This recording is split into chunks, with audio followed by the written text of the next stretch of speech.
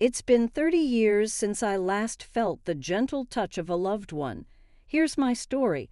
My name is Patricia, and I am 58 years old. Life took my husband from me 30 years ago. We were only married for 5 short years, and I'm not going to lie. I wanted to do bad things after he died. But something was holding me back, and up until 2 weeks ago, I felt like I was just floating through life with no purpose. I hadn't felt alive since my very best husband died. My best friend, Megan, often tells me that I can't continue to be the typical sad older woman who fades into the background, wrinkled and burdened with an extra 30 pounds. That's exactly how I saw my future. Megan, however, was very different. She'd been hitting the gym for the past 5 years, transforming herself into a peer who looks 40. She's slim, with well-defined curves and nothing hanging down that shouldn't be there. Megan gets admiring glances wherever she goes, glances that devour her while I feel like a ghost. I was ashamed of myself, but genuinely happy for Megan and the attention she was getting. The first few days at the gym were excruciating, full of fear, scornful looks, and a heavy weight of embarrassment. I really wanted to quit, but I promised Megan that I wouldn't give up, no matter how disapproving the young crowd was.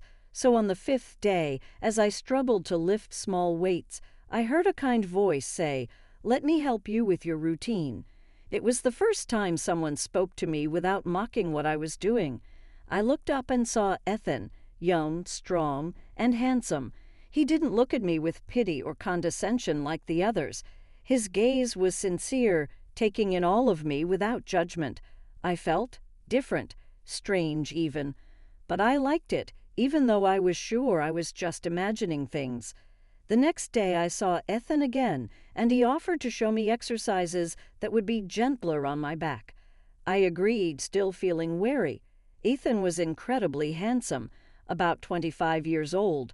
Why would he want to help me? I thought it was out of pity, until at one point I started lifting weights, and he stood behind me, showing off the right form. His body pressed lightly against mine, and I blushed furiously. Embarrassed, I bowed out and headed to the restroom to gather my thoughts. "What are you thinking, Patricia?" I scolded myself in the mirror. "You're too old for him. He doesn't find you attractive." My mind was a mess of confusion and doubt, but some tiny part of me felt alive again, and it was a glimpse I hadn't felt since my youth. I was about to leave the bathroom and wash my hands when the door opened and Ethan appeared in it. He walked in, closing the door behind him. His eyes met mine as he approached. "I've noticed you since the first day you came here. You've captivated me," he said. "If you want me to leave, just say the word and I'll go away." My breath caught. All I could do was stare at his lips, unable to utter a word, and just like that, I gave up. I think you can imagine what happened next. I have to admit, if I'm proud of anything, it's that I knew exactly how to help Ethan experience joy in that moment. When I finally finished, I hugged him gently and said, "This will be our meeting place." He only nodded, too stunned to speak after such a roller coaster ride. 2 weeks passed from that moment, and Ethan and I met here again and again. Each time, I felt myself coming back to life. These meetings awakened a part of me that I thought was forever lost. I felt reborn, filled with excitement, desire, and maybe, just maybe, a glimmer of hope for the future.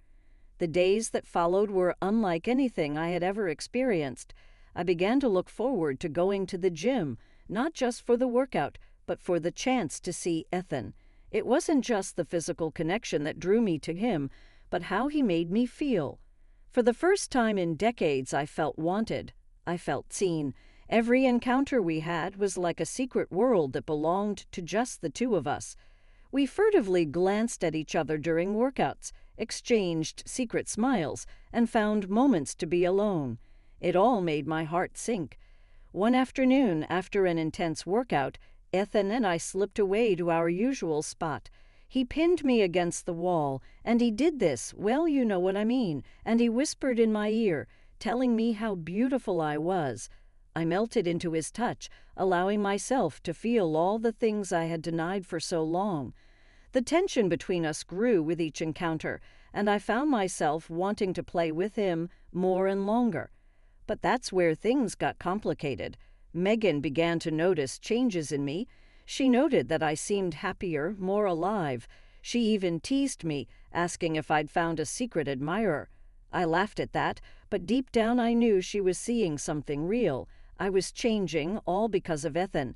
I tried to keep our meetings a secret, but the more time I spent with him, the harder it was to hide my feelings. But what I hadn't expected was Megan's confession last night. She pulled me aside, curiosity and concern mixed on her face.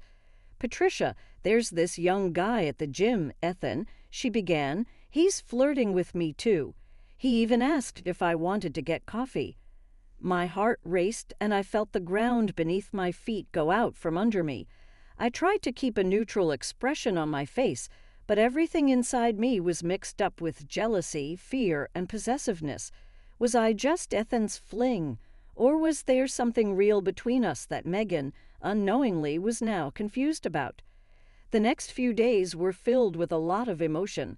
I began to question everything Ethan's intentions, my own desires, even my friendship with Megan. I wanted to talk to Ethan, to ask him exactly what I meant to him, but I was too afraid of the answer. What if I was nothing more than a passing excitement to him? What if Megan was right and he was just toying with both of us? Despite my fears, I couldn't stay away. I confronted Ethan again, and this time I decided to be honest. As we stood in our secret spot, I looked him in the eye and asked, "What are we doing, Ethan? Am I just another fling for you?" He hesitated, his eyes searching mine. "Patricia," he said softly, "you mean more to me than you realize. I can't explain it, but there's something about you that draws me in. This isn't just a game to me." His words were like balm to my wounded heart, but there was still doubt in the back of my mind. Could I trust him? Could I trust myself? I knew I had to be careful, not just for my own sake, but for Megan's as well. I didn't want to hurt her, and I certainly didn't want to lose her friendship. But the connection I felt with Ethan was undeniable, and I wasn't ready to let go of it just yet. It seemed my journey had just begun, a journey of not only self-discovery, but of figuring out where I really was in this unexpected triangle. The question is, will I fight for this newfound spark, or will I let it slip away, resigning myself to the fact that perhaps I am still just adrift? As I sort through this complex web of emotions, I realize that for the first time in a long time, I have a choice. I can fight for what makes me happy, even if it's messy and uncertain. I can choose to live life to the fullest, to embrace the passion and excitement that Ethan has brought back into my life. Or I can take a step back to protect myself from the pain that could arise if things don't work out. Either way, it's my choice, and that in itself is something powerful. Whatever happens next, I know one thing for sure. I am no longer the woman who fades into the background. I am no longer the ghost I once was. I am Patricia, and I am alive. And that's enough for now. Let me know what you think about it in the comments. Subscribe so you don't miss out on a new and exciting story. See you later.